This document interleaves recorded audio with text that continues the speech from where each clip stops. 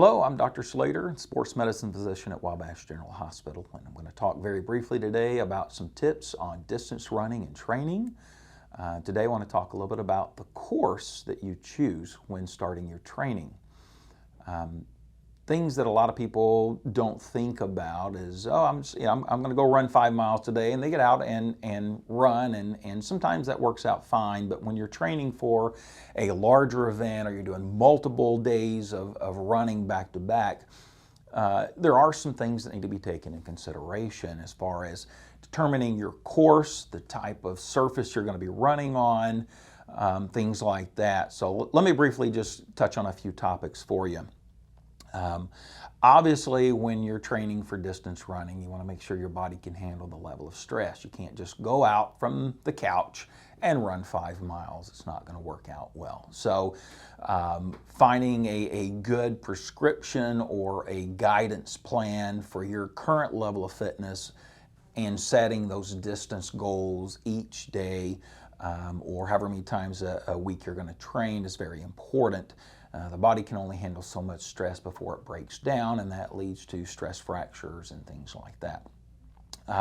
So there are several good resources online. I'm not going to take the time to go through all those, but just make sure you're allowing your body to recover, that you have rest days built in. 7 days of running each week without any rest usually doesn't end well.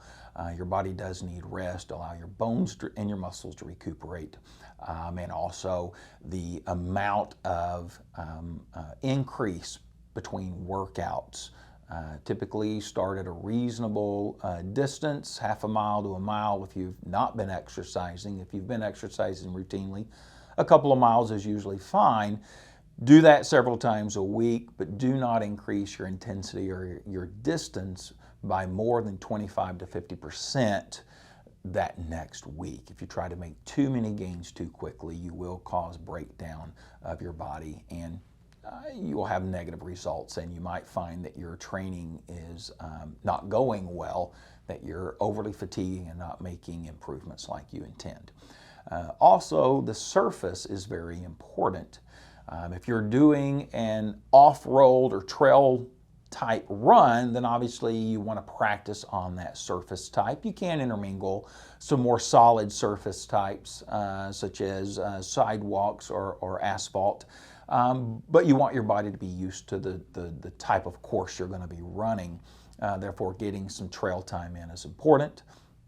Obviously, the more unsteady the ground surface, the harder it is on your feet, your ankles, your core as far as maintaining balance and secure footing through that distance. Gravel obviously being one of the harder surfaces to run on, and adds a whole nother level of stress to your body. So again, train for what you're going to be competing in.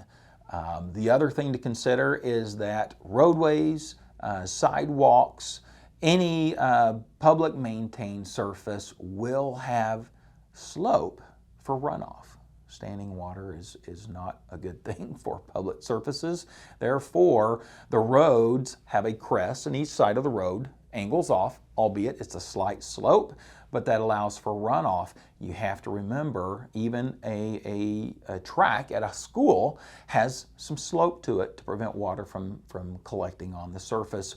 If you're running the same direction every time you work out, you always have a high side and a low side.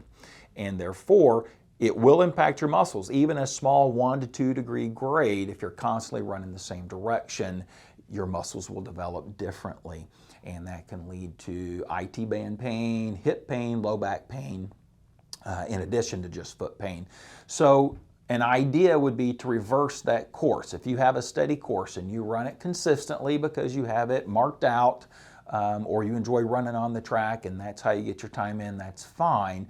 But make sure every other workout you change your direction of running.